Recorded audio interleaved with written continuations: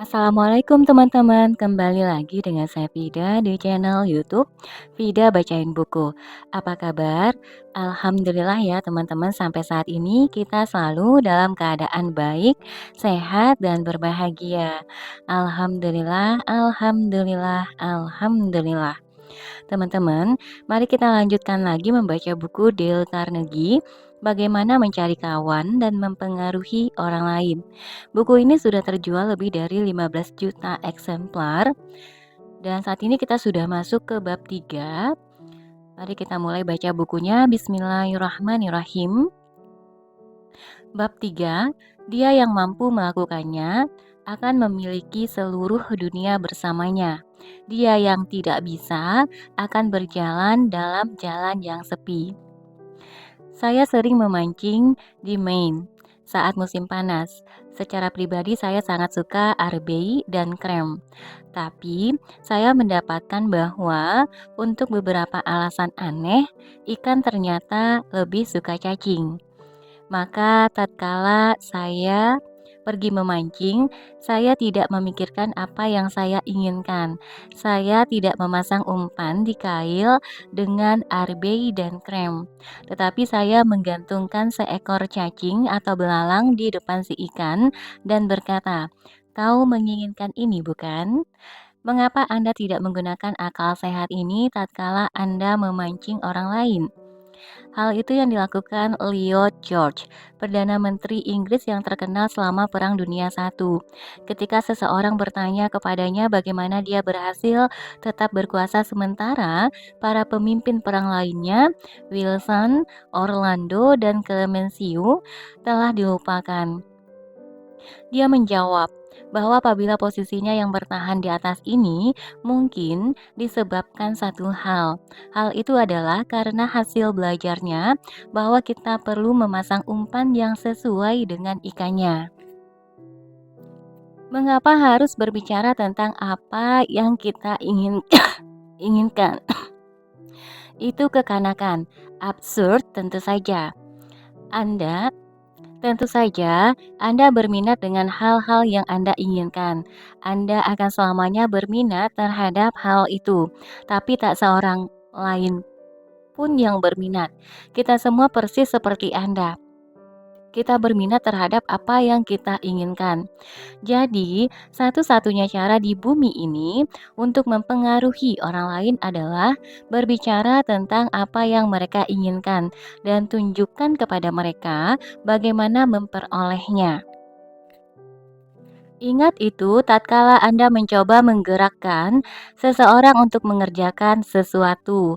Kalau misalnya Anda tidak ingin anak-anak Anda merokok, jangan memberi ceramah kepada mereka dan jangan bicarakan tentang apa yang Anda inginkan, melainkan tunjukkan kepada mereka bahwa rokok mungkin akan membuat mereka tidak bisa masuk dalam tim bola basket atau tidak bisa memenangkan lari 100 meter.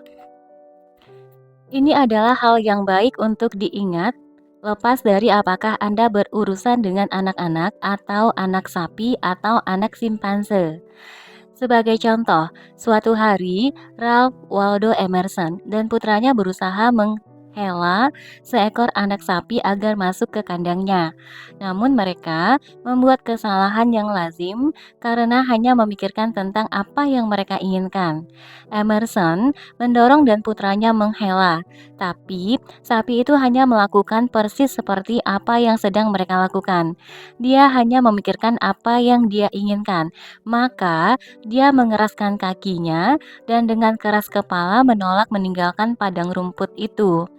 Seorang pembantu bangsa Irlandia melihat kejadian ini.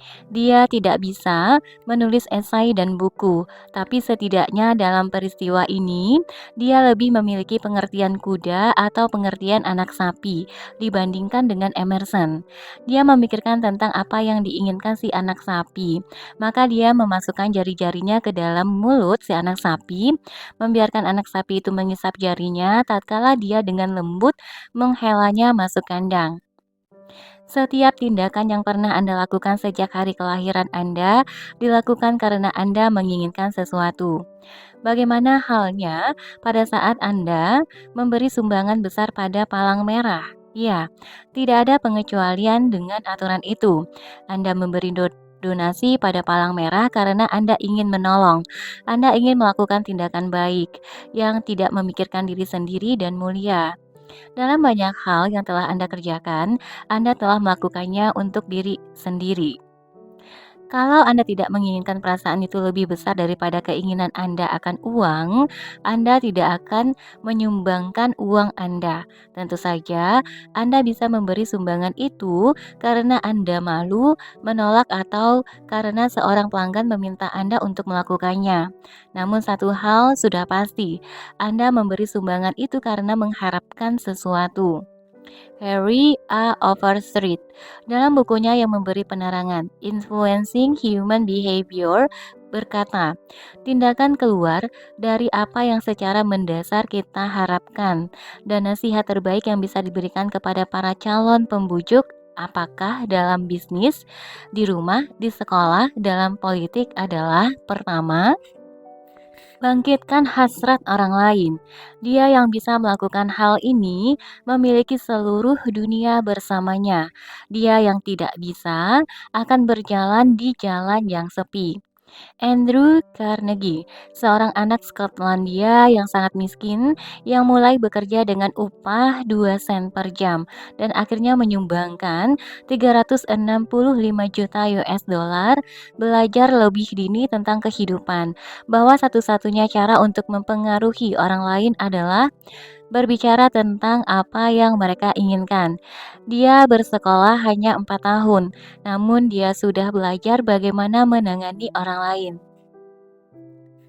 Untuk menjelaskannya, ipar perempuannya sangat mengkhawatirkan dua anak lelakinya. Mereka berada di Yale dan mereka sangat sibuk dengan urusan mereka sendiri, sehingga mereka tidak peduli untuk menulis surat ke rumah dan tidak menaruh perhatian apapun pada apa yang ditulis ibunya. Kemudian Carnegie bertaruh 100 dolar bahwa dia bisa mendapat balasan surat dari mereka, bahkan tanpa memintanya. Seseorang menyambut taruhannya, lalu dia menulis surat kepada kedua keponakannya ini yang gayanya seperti mengobrol, menyebutkan dengan santai bahwa dia mengirimkan masing-masing uang 5 dolar. Namun, dia sengaja tidak memasukkan uang itu. Kemudian, datang balasan-balasan surat yang mengucapkan terima kasih Paman Andrew untuk surat yang baik hati ini, dan Anda bisa menyelesaikan sendiri kalimat ini. Ulang, namun dia sengaja tidak memasukkan uang itu.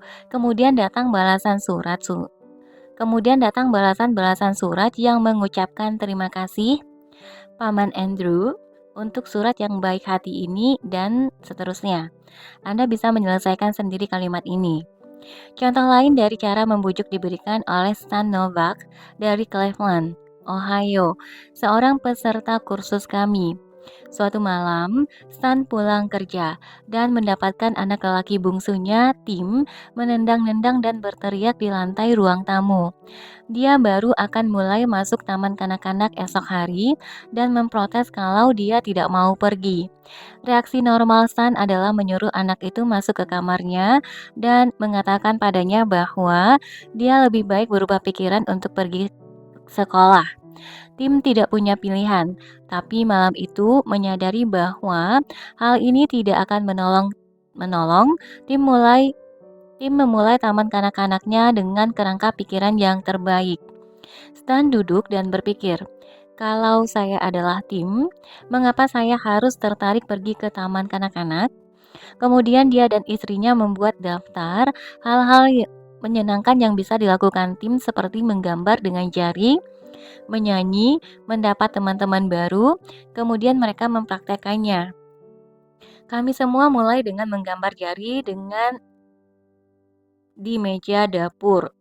Istri saya, Lil, anak lelaki saya yang lain, Bob, dan saya sendiri, semuanya menikmati kegiatan itu. Segera saja tim mengintip dari sudut dapur, kemudian dia memohon untuk ikut serta. Oh, tidak. Kau harus pergi ke taman kanak-kanak dulu untuk belajar bagaimana menggambar dengan jari. Dengan sangat bersemangat, saya memperlihatkan kepada tim daftar itu dan menyampaikan dalam bahasa anak-anak yang mudah dimengerti. Mengatakan kepadanya semua kesenangan yang bisa didapatnya di taman kanak-kanak. Esok paginya, saya kira saya orang pertama yang bangun. Saya turun ke bawah dan mendapatkan tim yang sedang duduk tertidur nyenyak di kursi ruang tamu. "Apa yang kau lakukan di sini?" tanya saya. "Saya menunggu untuk pergi ke taman kanak-kanak. Saya tidak ingin terlambat." Antusiasme dari semua anggota keluarga telah membangkitkan hasrat yang sama dalam diri tim, sehingga diskusi atau ancaman apapun tidak bisa mencapai sukses seperti ini. Besok mungkin Anda ingin membujuk seseorang untuk mengerjakan sesuatu. Sebelum Anda bicara, berhentilah sebentar dan tanyakan diri Anda, bagaimana saya bisa membuat orang ini melakukannya? Pertanyaan itu akan menghentikan kita agar tidak tergesa-gesa masuk ke dalam situasi yang tidak menguntungkan dengan mengeluarkan pembicaraan mengenai keinginan-keinginan kita. Suatu kali, saya menyewa ruangan luas dari sebuah hotel New York selama 20 malam untuk setiap sesi dalam rangka menyampaikan serangkaian ceramah. Pada awal satu musim, saya tiba-tiba diberitahu bahwa saya seharusnya membayar hampir 3 kali harga sewa yang saya bayar lebih dulu. Kabar ini sampai pada saya sesudah tiket dicetak dan disebarkan, dan semua pengumuman sudah dibuat. Sudah sewajarnya, saya tidak mau membayar uang tambahan itu. Tapi, apa gunanya bicara kepada pihak hotel itu tentang apa yang saya inginkan? Mereka hanya berminat dengan apa yang mereka inginkan. Maka, beberapa hari kemudian saya pergi menjumpai manajernya. "Saya sedikit terkejut tatkala saya mendapat surat Anda," ujar saya. "Jangan salahkan diri Anda sama sekali. Kalau saya berada dalam posisi Anda, saya sendiri juga seharusnya menulis surat yang sama. Tugas Anda sebagai seorang manajer hotel adalah memperoleh keuntungan sebanyak mungkin. Kalau Anda tidak melakukan itu, Anda akan dipecat, dan Anda seharusnya dipecat. Sekarang, sekarang mari kita ambil selembar kertas dan menuliskan kerugian dan keuntungan yang akan terjadi pada Anda kalau Anda berkeras untuk menaikkan sewa ini." Kemudian, saya ambil selembar kertas dan membuat garis ke bawah dari tengah dan membuat satu kolom keuntungan dan kolom yang satunya kerugian.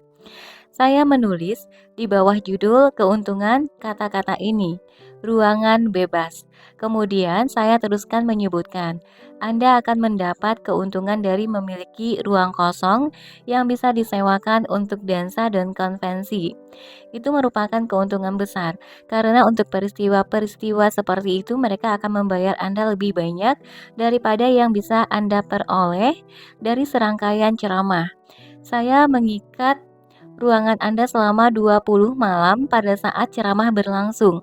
Ini sudah pasti berarti kerugian bisnis yang lumayan bagi Anda. Sekarang, mari kita pertimbangkan kerugiannya. Pertama, bukannya Anda menaikkan pemasukan dari saya, Anda malah menurunkannya. Sebenarnya, Anda akan menghapuskannya karena saya tidak bisa membayar uang sewa yang Anda minta. Saya akan terpaksa mengadakan ceramah-ceramah ini di tempat lainnya. Ada kerugian lain bagi Anda juga. Ceramah-ceramah ini menarik perhatian banyak khalayak. Ceramah-ceramah ini menarik perhatian khalayak yang berpendidikan dan berbudaya ke hotel Anda. Itu adalah iklan bagus untuk Anda, bukankah begitu? Sebenarnya, kalau Anda menghabiskan $5.000 untuk biaya iklan di koran, Anda tidak bisa membawa masuk banyak orang yang akan melihat hotel Anda sebanyak yang akan saya bawa karena ceramah-ceramah ini. Hal itu tidak cukup bernilai untuk sebuah hotel, bukan begitu? Tatkala saya berbicara, saya menulis dua kerugian. Ini di bawah judul yang tepat dan menyerahkan lembaran kertas itu kepada si manajer sambil berkata, "Saya harap Anda akan mempertimbangkan dengan saksama keduanya, baik kerugian maupun keuntungan yang akan Anda peroleh. Kemudian beritahu saya keputusan akhir Anda." Saya menerima sepucuk surat esok harinya yang memberitahu saya bahwa biaya sewa hanya akan dinaikkan 50%, bukannya 300%. Saya memperoleh pengurangan ini tanpa mengucapkan sepatah kata pun mengenai apa yang saya inginkan.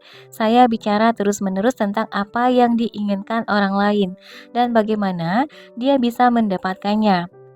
Misalnya, saya telah melakukan hal yang manusiawi, hal yang wajar. Misalnya saja, saya bergegas masuk kantornya dan berkata, "Apa maksud Anda dengan menaikkan biaya sewa saya 300%? Padahal Anda tahu kalau tiket sudah dicetak dan pengumuman sudah disebarkan. 300%, konyol. Saya tidak akan membayarnya." Apa yang akan terjadi kalau demikian? Perdebatan akan memanas dan mendidih, lalu meledak, dan Anda sudah tahu bagaimana akhir dari perdebatan sengit. Bahkan bila saya sudah meyakinkannya bahwa dia berbuat salah, rasa angkuhnya akan membuat posisinya menjadi sulit untuk mundur dan mengalah. Berikut ini adalah salah satu saran terbaik yang pernah diberikan mengenai seni berhubungan dengan manusia. Kalau pernah ada rahasia mengenai sukses, ujar Henry Ford, itu adalah kemampuan untuk melihat segala sesuatunya dari sudut pandang orang lain dan juga dari sudut pandang Anda sendiri. Nasihat itu sangat baik, sehingga saya ingin mengulangnya. Kalau pernah ada rahasia tentang sukses, itu adalah kemampuan untuk melihat segala sesuatunya dari sudut pandang orang lain dan juga dari sudut pandang Anda. Itu sungguh sederhana, begitu jelas, bahwa siapapun seharusnya melihat kebenarannya selintas. Namun 90% dari manusia di bumi ini mengabaikannya 90% dari waktunya. Sebuah contoh, lihat surat-surat di atas meja Anda besok pagi. Anda akan mendapatkan bahwa sebagian besar dari surat itu tidak mengindahkan hal masuk akal yang penting ini. Coba lihat yang satu ini, sepucuk surat yang ditulis oleh kepala departemen radio dari sebuah agen periklanan dengan beberapa kantor yang tersebar di seluruh benua. Surat ini dikirim kepada manajer stasiun radio lokal di seluruh negeri. Saya menuliskan dalam tanda kurung reaksi-reaksi saya untuk setiap paragraf. Bapak John Blank, Blankville, Indiana. Yang terhormat Tuan Blank, perusahaan titik-titik ingin mempertahankan posisinya dalam kepemimpinan agen periklanan dalam bidang radio. Reaksi saya, siapa peduli tentang keinginan perusahaan Anda? Saya mengkhawatirkan masalah-masalah saya sendiri. Bank akan mencabut hak hipotek rumah saya. Hama merusak tanaman. Harga saham jatuh lagi kemarin. Saya tidak diundang ke pesta dansa John tadi malam. Dokter memberitahu kalau saya mendapat tekanan darah tinggi dan neuritis, juga berketombe. Kemudian apa yang terjadi? Saya datang ke kantor pagi ini dengan rasa khawatir, membuka surat saya, dan ini lagi gangguan dari New York yang berkoar-koar tentang apa yang diinginkan perusahaannya. Bah, kalau saja dia sadar kesan seperti apa yang diberikan suratnya, dia akan keluar dari bisnis periklanan dan memulai membuat pabrik desinfeksi kambing. Lanjut suratnya. Laporan agen periklanan nasional ini merupakan benteng dari jaringannya. Izin Izin-izin kami yang berikutnya untuk masuk stasiun telah menempatkan kami di posisi atas dari beberapa agen dari tahun ke tahun. Reaksi saya, Anda besar, kaya, dan berada di puncak, benar? Jadi kenapa? Saya tidak akan peduli apakah Anda sebesar General Motors atau General Electric. dan staf jenderal dari ketentaraan Amerika semuanya digabungkan. Kalau saja Anda mempunyai setengah saja kecerdikan dari burung bulbul, Anda akan menyadari bahwa saya hanya tertarik tentang berapa besar saya sendiri, bukan seberapa besar Anda. Semua pembicaraan tentang sukses Anda yang luar biasa itu membuat saya merasa kecil dan tidak penting. Lanjut suratnya. Kami ingin memberi pelayanan laporan kami dengan informasi terakhir stasiun radio kami. Reaksi saya, Anda menginginkan, Anda ingin, Anda benar-benar seekor keledai. Saya tidak tertarik dengan apa yang Anda inginkan atau apa yang diinginkan Presiden Amerika. Biar saya sampaikan pada Anda, saat ini saya hanya berminat pada apa yang saya inginkan. Dan Anda tidak pernah mengatakan sepatah pun tentang hal itu dalam surat Anda yang konyol ini. Lanjut suratnya lagi.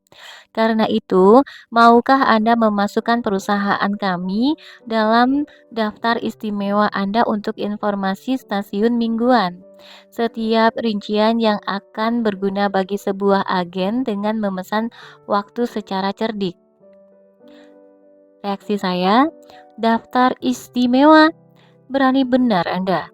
Anda membuat saya merasa tidak penting dengan mendengar bicara Anda yang besar mengenai perusahaan Anda, dan kemudian Anda minta saya memasukkan Anda dalam daftar istimewa.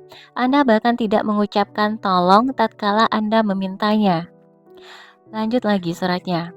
Kabar segera untuk surat ini yang memberitahu kami hasil kerja Anda yang terakhir akan saling membantu. Reaksi saya, Anda tolol. Anda mengirim surat murahan kepada saya, surat yang berserakan seperti daun-daun musim gugur, dan Anda masih mempunyai rasa kurang ajar untuk meminta pada saya. Pada saat saya sedang mengkhawatirkan hipotek dan tanaman dan tekanan darah saya untuk duduk dan mendiktekan surat pribadi untuk menjawab surat Anda. Lalu Anda meminta saya melakukannya segera. Apa maksud Anda segera? Tidakkah Anda tahu kalau saya sama sibuknya dengan Anda, atau setidaknya Anda lebih suka berbicara mengenai diri saya. Dan ketika kita membahas masalah ini, siapa yang memberi Anda hak penuh untuk memerintah saya?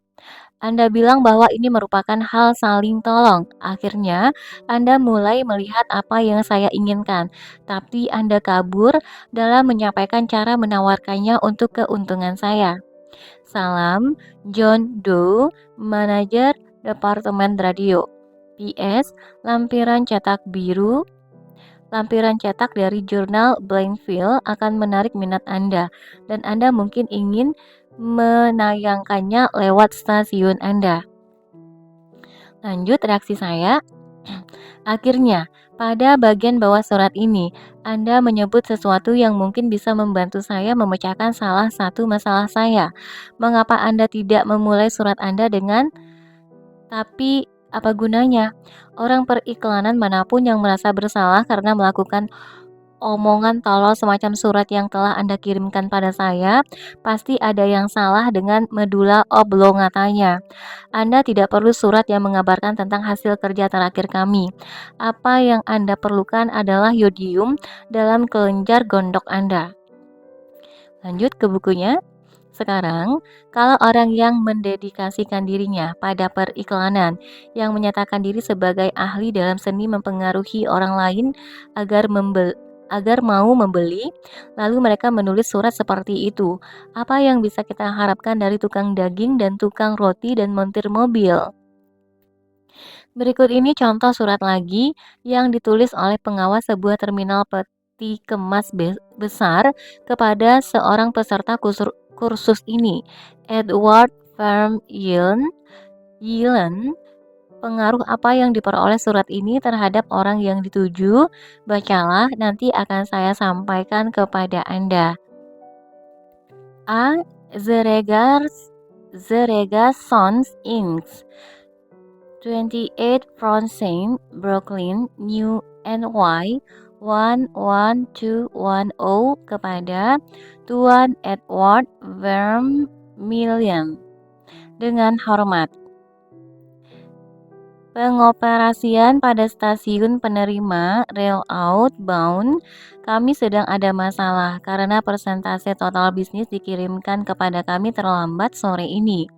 Kondisi ini menimbulkan kemacetan serta lembur para pekerja kami. Penundaan truk-truk dan berarti penundaan terhadap pengangkatan. Pada tanggal 10 November, kami menerima dari perusahaan Anda sebanyak 510 potong yang tiba di sini pada pukul 16.20. Kami mengharapkan kerjasama Anda untuk mengatasi pengaruh-pengaruh yang tidak diharapkan ini yang timbul karena keterlambatan penerimaan muatan. Bolehkah kami meminta pada hari-hari Anda mengirimkan muatan yang diterima pada tanggal tersebut di atas, usahakan apakah truknya bisa datang lebih cepat, atau kirimkan pada kami sebagian muatan pada pagi hari. Keuntungan yang akan Anda peroleh dari pengaturan demikian akan lebih menjamin bisnis Anda akan berjalan lancar pada tanggal penerimaannya. Hormat kami, J. B. Supt. Setelah membaca surat ini, Tuan Vermeulen, manajer penjualan untuk Azeregarson Inc., memberikannya kepada saya dengan komentar berikut ini. Surat ini mempunyai pengaruh yang berlawanan dengan apa yang dimaksudkan. Surat ini dimulai dengan menjelaskan kesulitan terminal yang terus terang kami tidak berminat mendengarnya. Kemudian mereka minta kerjasama kami tanpa berpikir apakah hal itu memudahkan kami. Dan akhirnya pada paragraf terakhir, faktanya disebutkan bahwa bila kami mau bekerja sama, itu akan berarti kelancaran keberangkatan truk-truk kami, dengan jaminan bahwa muatan kami akan sampai pada tanggal penerimaannya. Dengan kata lain, hal yang paling menarik minat kami disinggung pada bagian akhir, dan keseluruhan efeknya membangkitkan semangat menentang, bukannya kerjasama. Coba kita lihat apakah kita bisa menulis kembali dan memperbaiki surat ini. Mari kita jangan membuang waktu berbicara tentang masalah-masalah kita. Seperti yang disarankan Henry Ford, mari kita ambil sudut pandang orang lain dan lihat segala sesuatunya dari sudut pandangnya. Demikian juga dari sudut pandang kita. Berikut ini adalah satu cara memperbaiki surat tersebut. Mungkin ini bukan cara terbaik, tapi bukankah ini suatu perbaikan? Bapak Edward Vermeulen, CEO at Zeregas Sound Inc., 28 Front Saint, Brooklyn, NY 11201. Yang terhormat Tuan Vermeulen, perusahaan Anda telah menjadi salah satu pelanggan kami yang baik selama 14 tahun ini. Sudah sewajarnya, kami sangat menghargai cara kerja Anda dan sungguh ingin memberi Anda pelayanan yang cepat, efisien, yang sudah menjadi hak Anda. Namun kami menyesal untuk menyampaikan bahwa kami tidak mungkin melakukan hal itu apabila truk-truk Anda datang terlambat pada sore hari, seperti yang mereka lakukan pada tanggal 10 November. Mengapa? Karena banyak pelanggan lainnya membuat pengiriman terlambat juga. Sewajarnya hal itu menyebabkan kemacetan. Itu berarti bahwa truk-truk Anda tidak bisa dihindari tertahan di pelabuhan dan kadang-kadang muatan Anda jadi tertunda. Hal itu memang buruk, tapi tidak bisa dihindari. Kalau Anda bisa mengusahakan pengiriman di pelabuhan pada pagi hari, truk-truk Anda akan bisa bergerak terus. Muatan Anda akan segera diperhatikan dan para pekerja kami bisa pulang lebih cepat pada malam hari untuk menikmati santap malam makaroni dan mie yang dihasilkan pabrik Anda. Tanpa menghiraukan kapan pengiriman Anda tiba, kami dengan senang hati berusaha semampu kami melayani Anda dengan segera. Anda sibuk? Jangan bersusah payah menjawab surat ini. Hormat saya, J. B. Supt. Barbara Anderson yang bekerja di sebuah bank di New York ingin pindah ke Phoenix, Arizona karena masalah kesehatan anak lelakinya. Dengan menggunakan prinsip-prinsip yang sudah dipelajarinya dari kursus, dia menulis surat berikut ini kepada 12 bank di Phoenix. Dengan hormat, pengalaman saya selama 10 tahun bekerja di bank seharusnya menarik minat bank Anda yang berkembang pesat dalam berbagai kapasitas operasi perbankan dengan banker trust company di New York, yaitu sehubungan dengan tugas saya saat ini sebagai manajer cabang. Saya telah memperoleh keahlian untuk semua fase perbankan, termasuk hubungan depositor, kredit, pinjaman, dan administrasi. Saya akan dipindahkan ke Punik pada bulan Mei, dan saya yakin saya bisa memberi sumbangan untuk perkembangan dan keuntungan Anda. Saya akan berada di Punik tanggal 3 April dan sangat menghargai kesempatan yang Anda berikan agar dapat memperlihatkan kepada Anda bagaimana saya bisa membantu bank Anda memenuhi tujuan-tujuannya. Salam, Barbara L. Anderson. Lanjut ke bukunya. Menurut Anda, apakah Nyonya Anderson mendapat respons dari surat itu? 11 dari 12 bank tadi mengundangnya datang untuk wawancara, dan dia mempunyai pilihan bank yang bisa diterimanya. Mengapa? Nyonya Anderson tidak menyatakan apa yang dia inginkan, melainkan menulis dalam suratnya bagaimana dia bisa menolong mereka. Dia memusatkan pada keinginan mereka, bukan keinginannya. Ribuan penjual memenuhi jalan-jalan saat ini. Mereka lelah, putus asa, dan dibayar murah. Mengapa? Karena mereka hanya selalu berpikir tentang apa yang mereka inginkan. Mereka tidak menyadari apa mereka tidak menyadari bahwa Anda dan saya tidak ingin membeli apapun. Kalau kita ingin, kita akan pergi keluar dan membelinya. Namun, kita berdua sudah pasti berminat untuk memecahkan masalah-masalah kita.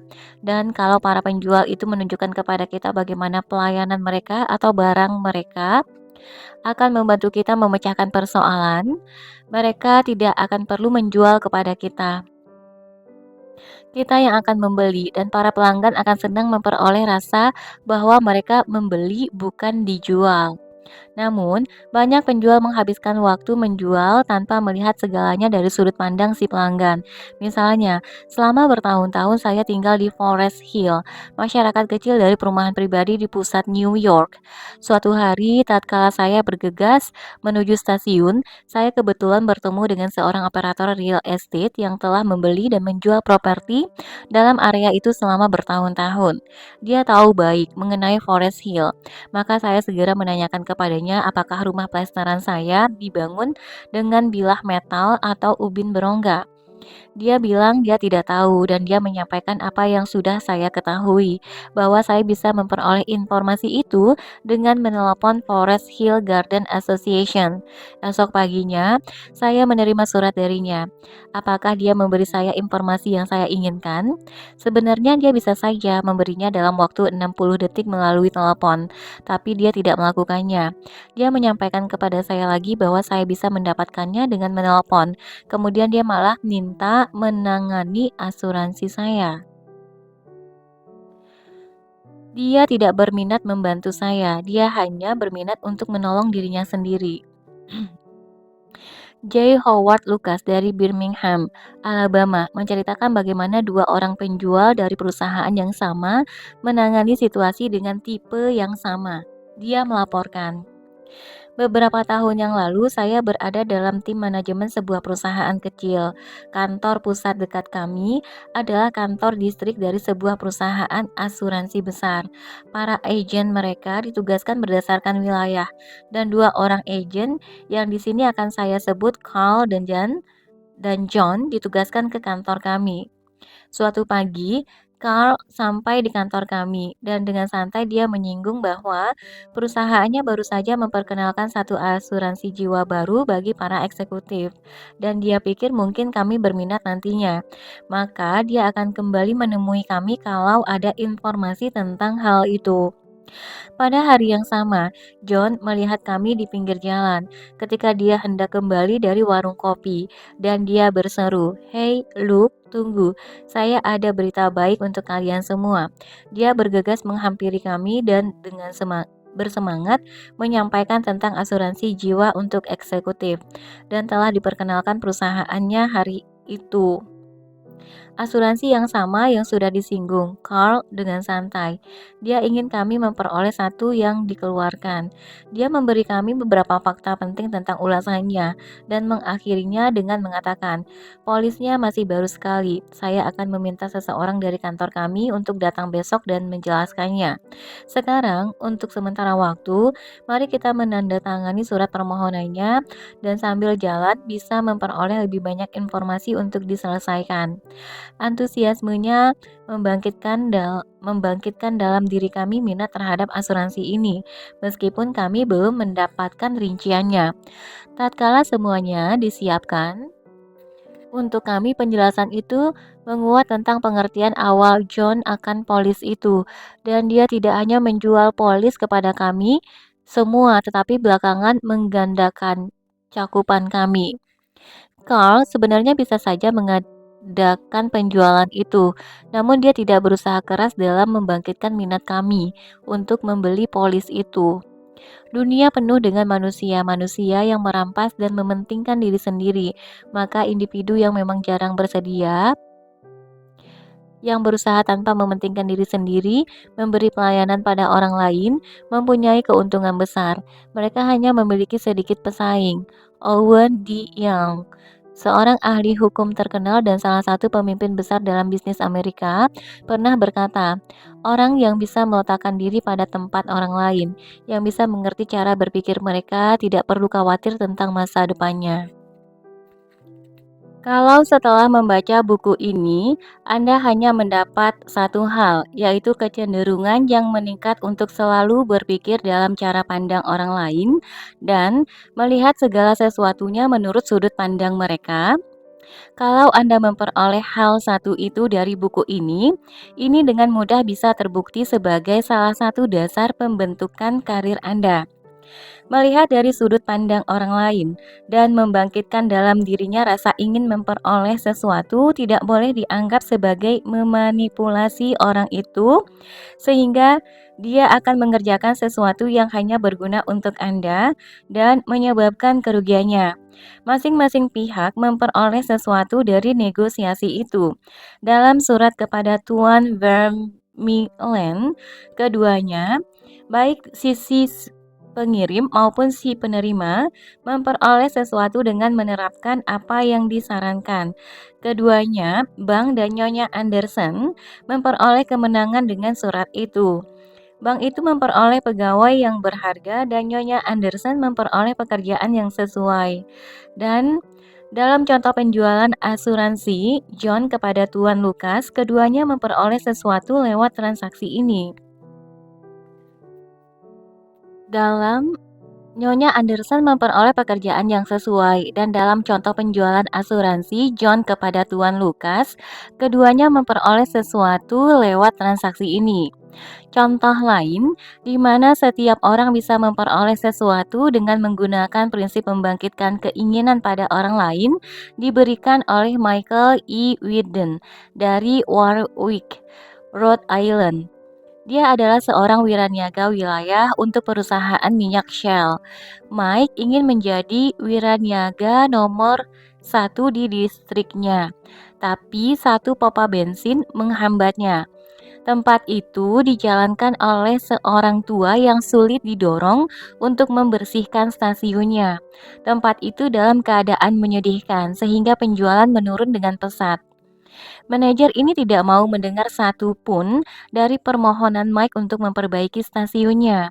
Setelah banyak peringatan dan pembicaraan dari hati ke hati, di mana semuanya tidak membawa hasil, Mike memutuskan untuk mengundang manajer itu mengunjungi pompa pompa bensin Shell yang terbaru dalam wilayahnya. Si manajer sangat terkesan dengan fasilitas di stasiun baru itu, sehingga tatkala Mike mengunjunginya saat berikutnya, pompa bensinnya sudah dibersihkan dan telah mencatat kenaikan penjualan. Hal ini memungkinkan Mike mencapai peringkat nomor satu. dalam wilayahnya. Semua diskusi dan pembicaraannya tidak menolong. Namun, dengan membangkitkan keinginan dalam diri si manajer dengan menunjukkan kepadanya pompa bensin yang modern, dia telah mencapai tujuannya. Dan keduanya, Mike dan si manajer memperoleh keuntungan. Hampir semua orang menempuh sekolah akademinya dan belajar membaca, menguasai misteri kalkulus. Namun mereka tidak pernah mengetahui bagaimana pikiran mereka sendiri berfungsi. Misalnya, saya pernah memberi ceramah tentang kemampuan berbicara efektif kepada para lulusan muda akademi yang hendak masuk kerja di Karir Corporation, sebuah pabrik air conditioner besar. Salah satu dari peserta ceramah ingin membujuk mereka yang lain untuk bermain basket, mengisi waktu luang mereka, dan inilah kira-kira yang dia katakan. Saya ingin kalian keluar dan bermain basket. Saya suka main basket, tapi beberapa kali terjadi terakhir ini saya pergi ke gimnasium. Ternyata tidak cukup orang untuk bisa mengadakan pertandingan. Saya harap kalian semua mau datang besok malam. Saya ingin bermain basket. Apakah dia menyinggung sedikit pun tentang apa yang Anda inginkan? Anda tidak ingin pergi ke gimnasium di mana tak seorang pun lainnya ingin pergi ke sana, bukankah begitu? Anda tidak peduli tentang apa yang diinginkannya. Bisakah dia menunjukkan kepada Anda bagaimana mendapatkan apa yang Anda inginkan dengan menggunakan gimnasium? Tentu saja, Anda dapat menjadi lebih bersemangat, lebih antusias, otak yang lebih jernih, kesenangan, pertandingan, bola basket. Untuk mengulang nasihat bijaksana Profesor Street. Pertama, bangkitkan keinginan dalam diri orang lain. Dia yang bisa melakukan hal ini, memiliki seluruh dunia bersamanya, dia yang tidak bisa akan berjalan di jalan yang sepi. Seorang peserta kursus pelatihan yang penulis adakan merasa cemas akan anak lelaki kecilnya. Anak itu berat badannya kurang dan menolak makan seperti yang seharusnya. Orang tuanya menggunakan metode yang sudah umum. Mereka marah dan mengomel. Ibu ingin kamu memakan ini dan itu. Ayah ingin kamu tumbuh sebagai lelaki besar. Apakah anak itu menaruh perhatian terhadap permintaan-permintaan itu? Sama sekali tidak. Tak seorang pun akan mengharapkan seorang anak 3 tahun bereaksi terhadap pandangan seorang ayah berusia 30 tahun. Namun, ternyata itu memang yang diharapkan si ayah, mengerti dia. Sungguh tidak masuk akal. Akhirnya, si ayah sadar juga, maka dia berkata kepada dirinya, "Apa yang diinginkan anak itu? Bagaimana saya bisa mengaitkan apa yang saya inginkan dengan apa yang dia inginkan?" Segalanya menjadi mudah bagi si ayah tatkala dia mulai memikirkan hal itu. Anak lelakinya mempunyai sepeda roda 3 yang sangat dia sayangi. Anak itu sering mengendarainya di halaman depan rumah mereka di Brooklyn. Selang beberapa rumah, di jalan itu tinggal seorang anak lelaki yang lebih besar dan suka menggertak, yang akan menarik anak lelaki kecil turun dari sepeda roda tiganya. Kemudian, dia sendiri akan menaikinya. Sudah sewajarnya, anak lelaki kecil itu akan berlari dan menjerit kepada ibunya. Lalu ibunya akan keluar dan menyuruh turun si tukang gertak dari sepeda itu, kemudian menaikkan anaknya lagi. Peristiwa seperti ini terjadi hampir setiap hari. Apa yang diinginkan si anak kecil? Tidak perlu minta bantuan Sherlock Holmes untuk menjawabnya. Rasa bangganya, kemarahannya, keinginannya untuk menjadi penting. Semua emosi-emosi paling kuat yang bisa membantunya untuk membalas dendam, untuk menghantam hidung si tukang gertak. Dan tatkala ayahnya menjelaskan bahwa anaknya akan mampu menghantam anak yang lebih besar itu suatu hari nanti. Apabila dia makan makanan yang disuruh ibunya, begitu ayahnya menjanjikan hal itu. Tidak ada tidak ada lagi masalah. Anak itu menurut saja makan bayam, telur, daging. Segalanya agar bisa cukup besar untuk menghantam si tukang gertak yang telah menghinanya begitu sering. Setelah memecahkan masalah itu, orang tua tersebut mulai menangani masalah lainnya. Anak kecil itu mempunyai kebiasaan buruk, yaitu mengompol di tempat tidurnya. Dia tidur bersama neneknya. Pada pagi hari, neneknya akan bangun dan mencium bau ompol dan berkata, "Coba lihat Joni, apa yang kau lakukan lagi tadi malam?" Dia akan menjawab, "Tidak, saya tidak melakukannya, nenek yang melakukannya." Memarahi, menampar, mempermalukannya dengan mengulangi terus bahwa orang tua tidak ingin dia melakukan hal itu. Tak satu pun dari cara ini yang bisa mengeringkan tempat tidurnya. Maka orang tuanya bertanya, bagaimana kami bisa membuat anak ini berhenti mengompol di tempat tidurnya? Apa yang dia inginkan? Pertama, dia ingin memakai piyama seperti milik ayah, bukannya memakai baju tidur seperti nenek. Nenek sudah bosan dengan kebiasaan mengompol itu pada malam hari, maka dia dengan senang hati menawarkan membelikan piyama kalau Joni mau berubah. Yang kedua, dia ingin tempat tidur sendiri. Nenek tidak keberatan.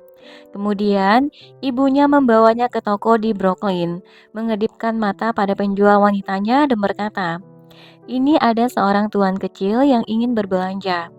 Pelayan wanita itu membuatnya merasa penting dengan mengatakan, "Anak muda, apa yang bisa saya bantu untuk Anda?" Joni berjinjit sedikit dan berkata, "Saya ingin membeli tempat tidur untuk saya sendiri." Ketika dia diperlihatkan sebuah yang memang ingin dibeli ibunya, ibunya mengedipkan mata lagi kepada si pelayan wanita dan anak itu terbujuk membelinya.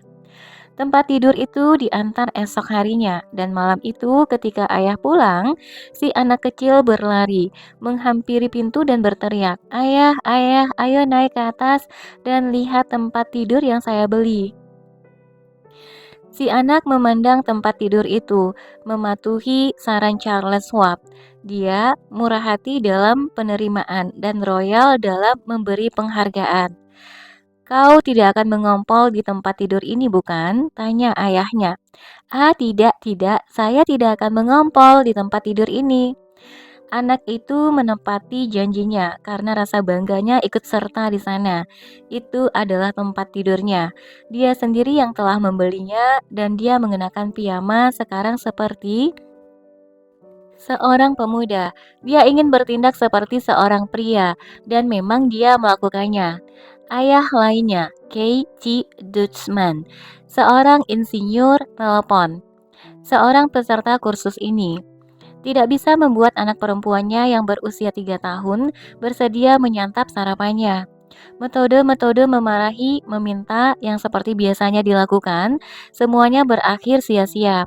Maka kedua orang tua ini bertanya kepada diri mereka sendiri, bagaimana kami bisa membuatnya mau melakukannya? Si gadis kecil suka sekali meniru ibunya, merasakan besar dan dewasa. Maka suatu pagi, mereka meletakkannya di atas sebuah kursi dan membiarkannya menyiapkan sendiri makanan paginya. Pada momen kejiwaan tersebut, si ayah pergi masuk ke dapur saat anak itu mengaduk buburnya dan berkata, "Oh, lihat ayah, saya yang membuat bubur pagi ini." Dia menyantap 2 piring bubur tanpa memprotes apapun, karena dia sendiri tertarik dalam hal ini. Dia telah memperoleh rasa pentingnya. Dia mendapatkannya ketika membuat bubur, sebagai satu usaha ekspresi diri. William Winter pernah berkata, "Ekspresi diri adalah kebutuhan dominan dari sifat dasar manusia." Mengapa kita tidak bisa mengadaptasi psikologi yang sama ini untuk urusan bisnis kita? Pada saat kita memiliki ide cemerlang, bukannya membuat orang lain berpikir bahwa itu milik kita. Mengapa tidak membiarkan mereka sendiri yang memasak dan mengaduk ide itu? Mereka kemudian akan menganggapnya sebagai ide mereka. Mereka akan menyukainya dan mungkin memakan 2 mangkuk. Ingat, pertama, bangkitkan minat dalam diri orang lain. Dia yang bisa melakukan ini memiliki seluruh dunia bersamanya. Dia yang tidak bisa akan berjalan di jalan yang sepi. Prinsip tiga, bangkitkan minat dalam diri orang lain. Oke, teman-teman, sampai di sini dulu untuk bagian satu ini. Saat ini ada ringkasannya, yaitu teknik-teknik mendasar dalam menangani manusia. Prinsip satu, jangan mengkritik, mencerca, atau mengeluh. Prinsip 2, berikan penghargaan yang jujur dan tulus. Prinsip 3, bangkitkan minat pada diri orang lain. Oke, untuk bagian satu sudah selesai. Nanti kita akan ketemu lagi di bagian 2, 6 cara untuk membuat orang lain menyukai Anda. Bab satunya untuk bagian 2 ini, lakukan ini dan Anda akan disambut hangat di mana saja. Oke teman-teman, terima kasih sudah mendengarkan sampai akhir. Terima kasih juga untuk kesediaannya sudah subscribe, like, komen, dan membagikan video ini. Semoga yang disampaikan bermanfaat dan bisa menghibur. Sampai jumpa. Assalamualaikum warahmatullahi wabarakatuh.